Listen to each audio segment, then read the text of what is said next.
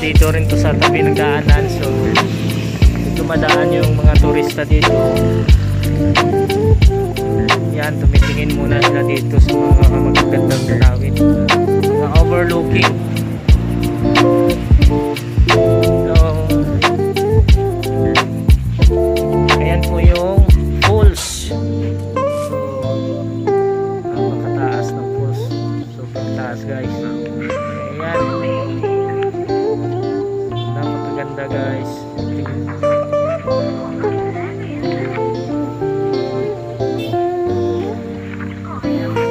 Ginawa na rin tong tourist spot dito. Maganda tingnan.